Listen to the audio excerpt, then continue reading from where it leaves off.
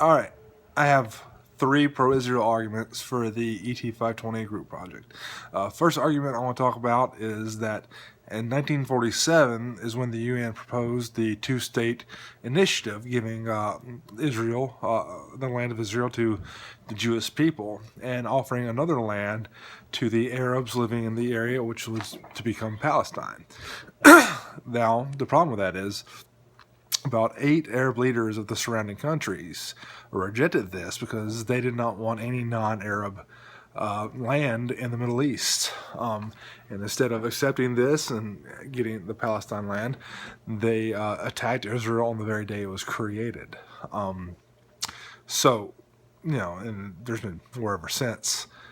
So if the Arab leaders would have just accepted this UN deal, then Palestine would have its own country with its own borders, with its own boundaries to this day, and a lot of this conflict could probably have been avoided.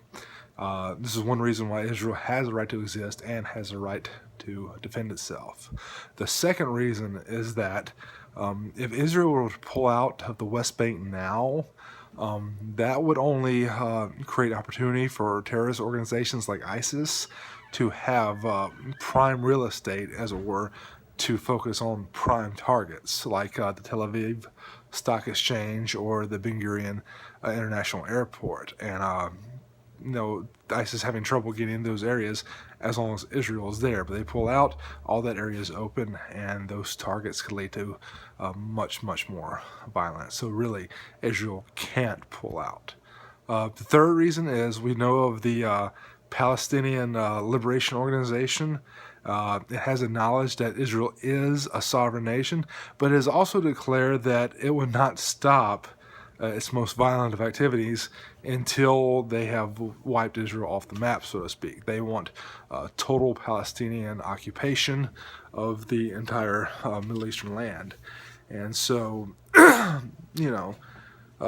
you give them an inch, they'll take several hundred miles.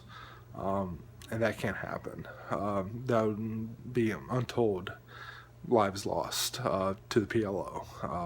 So for that reason, Israel has its right to its land, and it has to be able to defend itself. All right, thanks.